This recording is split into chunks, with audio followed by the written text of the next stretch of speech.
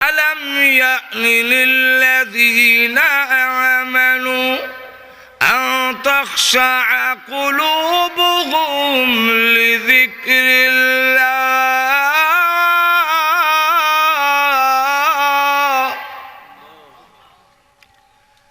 ইমানদারের জন্য কি এখনো সময় আসেনি?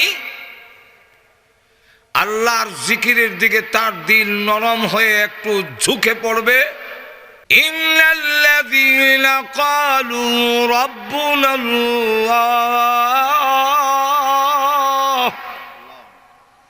যারা এই কথা বলে রব আমাদের আল্লাহ, রব আমার, আর একটু জোরে বলেন রব আমার আল্লাহ, রব্বি আল্লাহ, রব্বুনাল্লাহ, রব আমাদের আল্লাহ, এই কথা যারা বললা আল্লাহ এরপরে বলেন সুম্মা ইসতাকামু,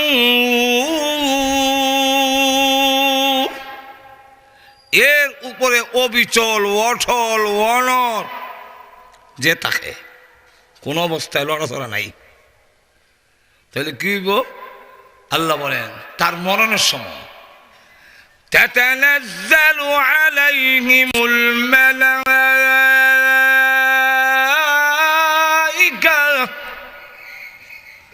মরণের সময় মহান আল্লাহ পাক ফেরেশতা নাজিল করবেন। ফেরেশতা তখন তাকে বলতে থাকবে আল্লাহ তাখাফু ওয়া লা তাহজানু, তুমি ভয় করো না, চিন্তিত হয়েও না। সামনের ভয়কে আরবিতে বলা হয় খৌফ, পিছনের ভয়কে আরবিতে বলা হয় হুজন। দুটোই ভয়, একটারে বাংলা হয় চিন্তা টেনশন, আরবিতে হয় হুজন। দুটোই কিন্তু আসলে ভয়। সামনে জামু যে চুরিনি ধরে না, ডাকাইতিনি ধরে, আবার নির্বাচনের পক্ষের লোকেরা ধরে, আবার বিরোধী দলে ধরে না। এই সামনের যে একটা টেনশন, এটারে হয় আরবিতে খৌফ, বাংলা হয় ভয় ভীতি। আর আমি সামনে গেলে আহা বাড়ি ঘরছে ফারা এলাম, এদিকে নিয়ে আবার কেউ বোমা ছেড়ে দেয়, আমার বউ বাচ্চা নিবে বিপদ করে। পিছনে যারা থাকে এর নাম হলো, এই চিন্তার নাম, এই টেনশনের নাম আরবিতে হয় হুজন।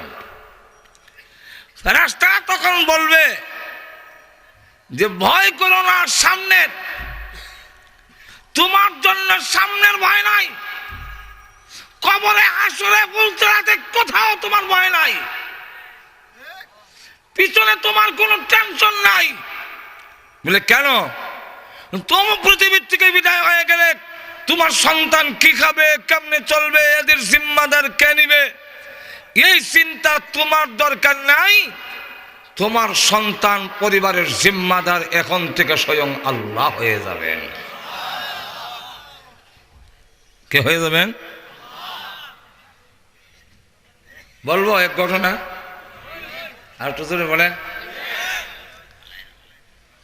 ফুদাইল ইবনে আয়াজ রাহমাতুল্লাহ আলাইহি প্রথম ছিলেন ডাকাতের সর্দার, গ্রুপ লিডার। এই গ্রুপ লিডার যদিও ডাকাতের সর্দার, কিন্তু মানুষ বালা। ডাকাতের মধ্যে কিছু বালা না চিনি না। এই কয়েকদিন আগে ওই এক জায়গায় আমার গাড়ি ঘেরাও করে ফেলছে, এমন ভাবে লাইট মারছে সামনের দিকে, 3 লাইট একবারে, কুয়াশাও এমনি দেখা যায় না। আবার যখন 3 লাইট একবারে মানে দিছে, তখন তো ড্রাইভার আর চোখে কিচ্ছু দেয় না। গাড়ির সামনে যাওয়ান মানে কাতার যাওয়ান, গাড়ি ফুললি ব্রেক, সবটি ঘেরাও করলেছে গাড়ি। ড্রাইভারে খালি লাইটটা জ্বালায় হয় আনসারি হুজুর, এমনি ও বললি সিল্লি দেখো হুজুর যান যান, কারো কাছে কিছু কয়েন না।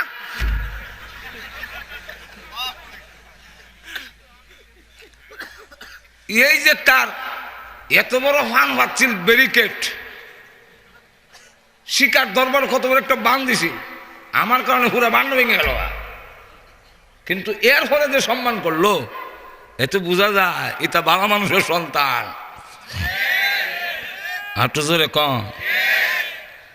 আর যারা নবীকে গালি দেয়, আল্লাহকে কটাক্ষ করে, কিতাবে লেখছেন তাফসীরের কিতাবে, এরা বৈধভাবে জন্মই হয় নাই, অবৈধ সন্তান, তারা আল্লাহ রাসূলকে গালি দেয় না।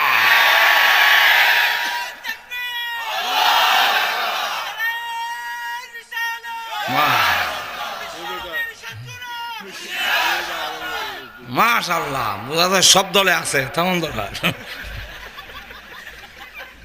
ভাইরা আমার, লক্ষ্য করে দেন, একটা কথা বুঝতে রাখেন, নারায় রিসালাত জন করছে এই কথাটা কয়ে দেওয়া যায়, মাজুরে কন্টেক্ট না এরা কোন না।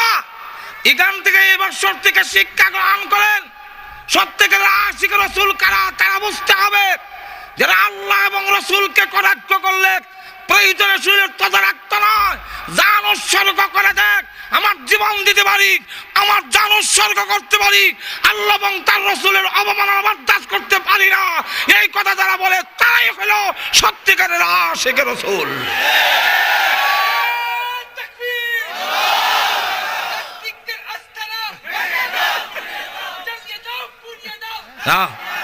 জ্বালায়ও না উড়াইও না, ইসলাম জ্বালায় দাও উড়াইয়া দাও এটা করে না, জ্বালানি উড়ানির মধ্যে আমরা আমরা নাই।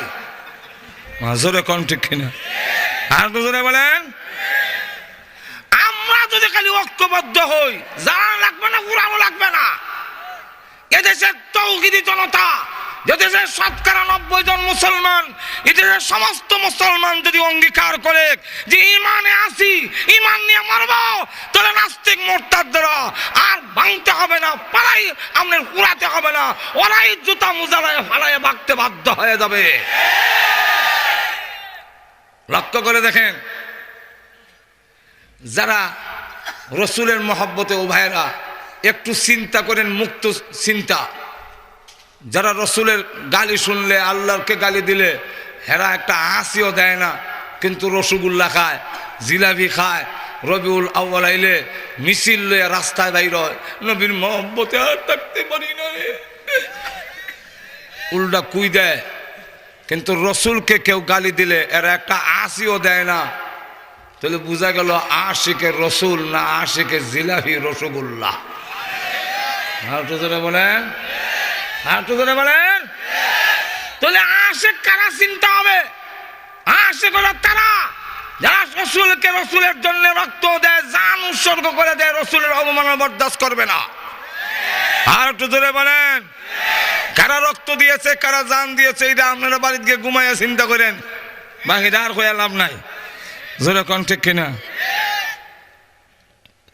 লক্ষ্য করে দেখেন, আমি যেই কথা বলতে চেয়েছিলাম, ফুজাইল ইবনে আয়াস আবাগা দিয়া সব ডাকাইতে বন্টন করিয়া উনি এক জায়গায় বসে থাকেন, তসবিলে সুবহান নামাজের মুসল্লা বিছাইয়া, কসমটা কিছু কাজে লাগাই, কিছু জিকির আজকার করি, ডাকাইতে হইলেও মানুষ বালা, ডাকাইতে হইল। এক লোক রাস্তার মধ্যে বিপদ হচ্ছে, মানে জানে এই রাস্তায় ফুজাইল ইবনে আয়াজের দলেরা লুটতরাজ করে, আমরা তো মোটামুটি জানি কোন রাস্তা ডাকাতি হয়, একটা জানাজানি হয়ে যায়। তো একবার বিপদ পড়ছে, এখন কি করি রে, ভাবলো কোনো পাহাড় জঙ্গল যদি একটু পাই, সেখানে গিয়ে লুকাইয়া থেকে রাতটা কাটাইয়া দেই। গেছে পাহাড়ে, গিয়া দেখে এক আল্লাহর ওলি নামাজের মুসল্লা বিছাইয়া তসবিহ হয়। তখন ভাবলো, আল্লাহ, ফুজাইল ইবনে আয়াজের দলের লোকেরা যেখানে থাকে সেখানে তোমার একজন ওলিও থাকে, আচ্ছা এই ওলির কাছে রাতটা কাটাইয়া দেয়। ওনার কাছে গিয়ে কইল, হজরত আমি কি আপনার কাছে রাতটা থাকতে পারি? ও বই থাক। হজরত, টাকা পয়সাটা আমার কাছে রাখা নিরাপদ না, আমার কাছে কিছু স্বর্ণ মুদ্রা আছে, আপনার কাছে রেখে দেন, ডাকাইতে ধরলেও আপনারও ধরবে না। উনি বলেন নামাজের মুসল্লার নিচে থয়ে দে, থয়ে দিছে। সকালে দেখে সব ডাকাইতরা আসছে, বন্টন উনি করে। তখন কয় লা ইলাহা ইল্লা আনতা সুবহানাকা ইন্নী কুনতু মিনাজ জালিমিন। যে বেটা মনে করছিলাম একজন হুজুর বুজুর্গ, এই বেটা দিয়ে ডাকাইতের সর্দার, উনি বন্টন করে বড় বাট্টা নিজের লেগে রাখে। আচ্ছা, নিজেরা তো বাঘে এত ছাগল বাগে দিলাম, হুজুর আমি কি এখন যাইতে পারি? ও যাও। 10 কদম গিয়া হয় কিচ্ছুই কইল না। তো টাকাটার কথা, স্বর্ণ মুদ্রাটি যে, আচ্ছা বইলা দেখি, বলাতে যদি না দে চলে আসলাম। তো বলা তো দরকার, মালের তো একটা মহব্বত আছে। গিয়া কয় হজরত কিছু স্বর্ণ মুদ্রা যে রাখছিলাম। উনি বলেন তুমি যেখানে রাখছিলে আমি তো ধরি নাই, নিয়ে যাও। অন কয় বুঝছি দললি ফিলাটা দিত, এক কদম আগায় আবার এক কদম পিছায়। উনি বলেন নির্ভয়ে নেও, নে যাও। তো যখন নিয়ে যায়, সাথীরা কয় উস্তাদ উনি কি আপনার আত্মীয়? না। কোনো ফ্রেন্ড বন্ধু? না। পরিচিত লোক? না। তাহলে শিকারি এভাবে কাছ থেকে যায়? আপনিও রাখলেন না, আমাদের ইশারা দিলেই তো গলা চিবাদা রেখা দিতাম। উনি বলেন দেখ আবা রোমাল পোশাক দীক্ষা, সে মনে করছে আমি একজন আল্লাহর ওলি, আমি একজন আলেম। এখন যদি তার টাকাটা আত্মসাৎ করি, সারা জীবন আমার নবীর সুন্নতের কলঙ্ক লেগে যাবে। আমার নবীর সুন্নত দেখলেই এই লোক কইব ডাকাতের সর্দার আইতাছে।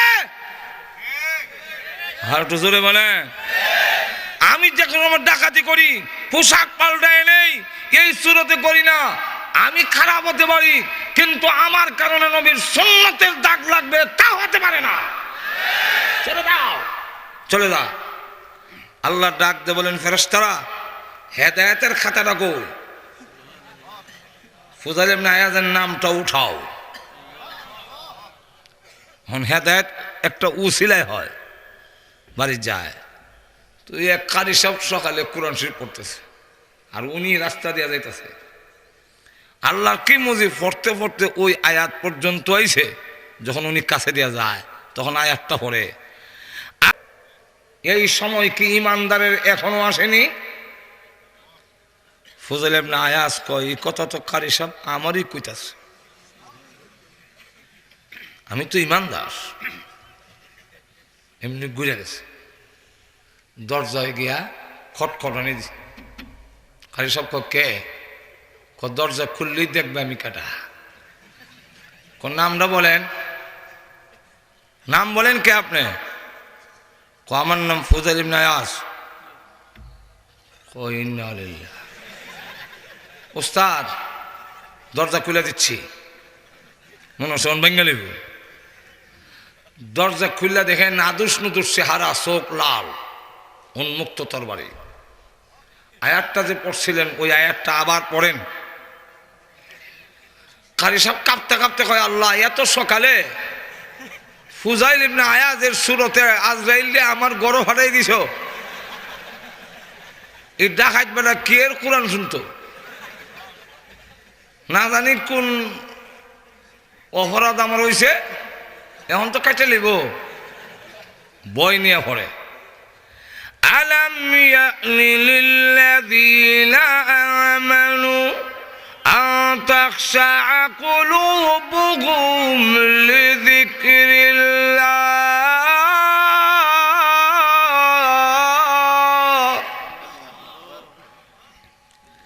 আর মাঝে মাঝে চোখ উঠাইয়া দেখে তরবারিটা কদ্দুর উপরে উঠছে না। তরবারি উঠাবে দূরের কথা, তাকায়া দেখে চোখ থেকে পানির নহর জারি হয়ে গেছে। হাত বাড়ায় বলে, কারি সাহেব তওবা করান, আমার সময় এসে গেছে। ওয়াদা দিলাম আর জীবনে কোনোদিন ডাকাতি করব না। তওবা করলেন, জানায়া দিলেন সবকে, আমি আর ডাকাতি করব না। ওনার আবার একটা নিয়ম ছিল, যতবারই ডাকাতি করছে সব লিস্টি করে রাখতো, সব লিস্টি করে রাখতো, সব লিস্টি করে রাখে।